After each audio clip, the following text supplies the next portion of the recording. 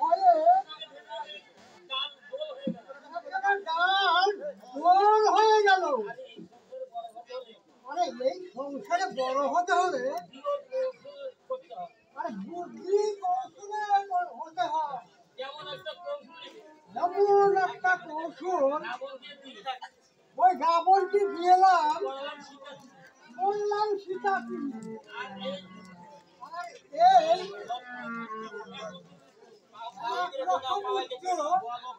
সোয়া লক্ষ জাতি সব গেল জমের বাড়ি।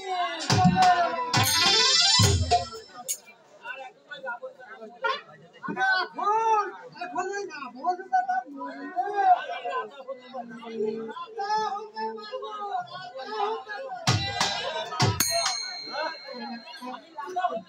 মামা গো, আমার কি হলো গো? আরে ও ফুলকুলা খা, আরে কি হয়েছে রে? ও মামা,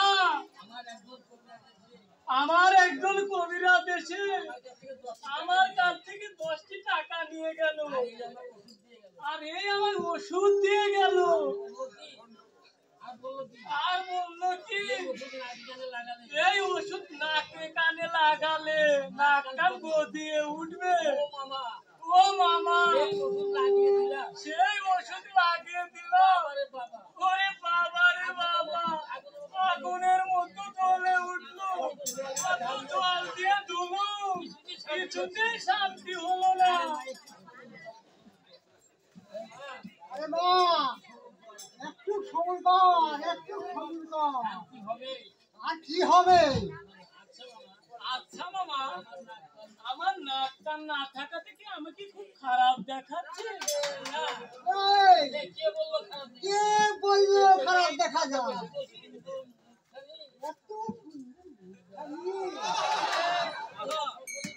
কেনা সকলেই বলে তোকে খুব খারাপ দেখাচ্ছে। আরে তাদের কি চোখের পানি নয়? মায়ের নাক কান না থাকলে রূপখানা কত সুন্দর, একেবারে ঢেউ ঢেউ করে যাচ্ছে,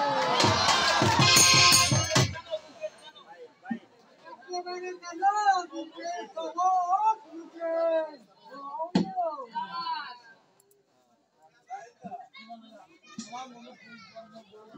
তোমার মুখে ফুল চন্দন করুক মামা, তোমার মুখে ফুল চন্দন করুক।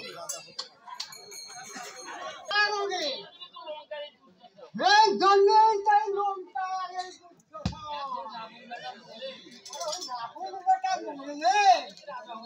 আমি নির্ঘাত রাজা হতে পারি।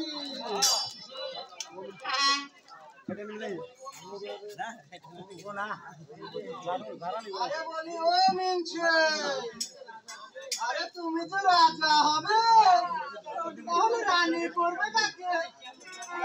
কেন কেন ওই অসংখ্য যে সুন্দরী আছে রে, তাকে আমি রানী করে রাখবো। তাহলে কি আমাকে তুমি রানী করবে না? না না না, একদম তোকে রানী করবো না।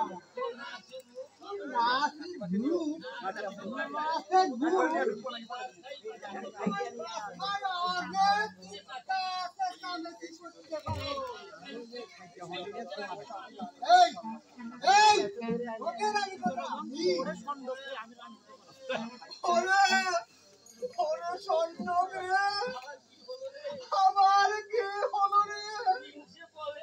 মিনছে বলে আমাকে রানী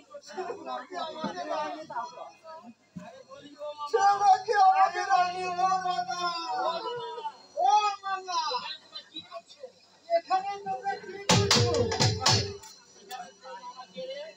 এই বাবা, এই বাবা, এখানে তো মামাকে আমি না তো বাবা।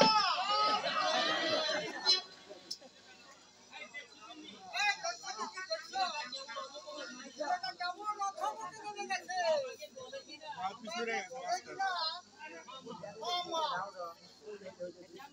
কেন ওই মাছ বন্ধ করে